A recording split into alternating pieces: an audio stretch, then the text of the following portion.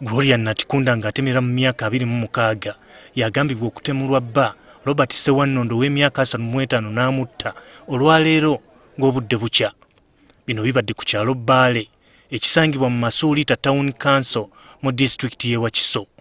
Kigambibwa nti Ssewannonda takomye ku kyakutemula mukazi we wabula akidde ne nnyina omuto naye n'amuwuttula era ng'asigadde n'ebisago.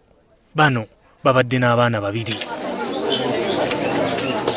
Kigambibwa nti oluvannyuma lw'obutemu buno Ssewannonda agezezzaako okudduka kyokka abatuuze basobodde okumutaayiza ne bamukwata ne bamukuba mizibu nga poliisi yeetaasizza.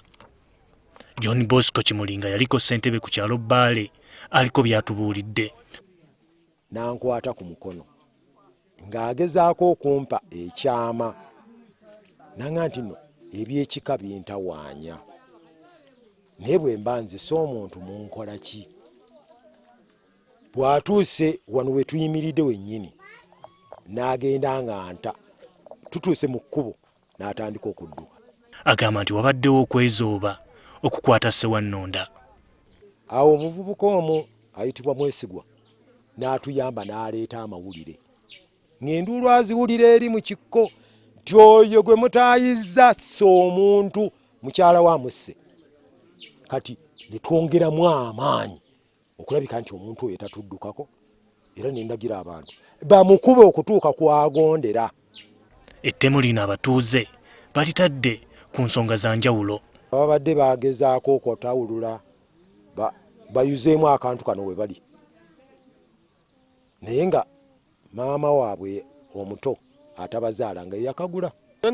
Ssewannonda yaleetako nga complaint yagaa nti maama oyo mbwabaloga kati byabalo byokuloga nabyo wiiki nga 2 nalina okubiwamu akaseera kubanga olio nga bw'omutomera nti ogundi lwaki ologa gundi najo nga siraba maanyi wensinziira. Ateeberezebwa okubeera omutemu naye aliko byayogedde. Yansala ekitambo bali abantu ewaabwe.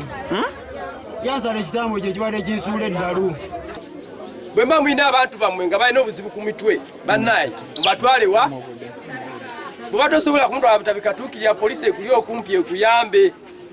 Kati ono akuumirwa ku poliisi ekakiri ng'okunoonyereza bwe kugenda mu maaso. Gerard Luyima, NTV Akawungeezi.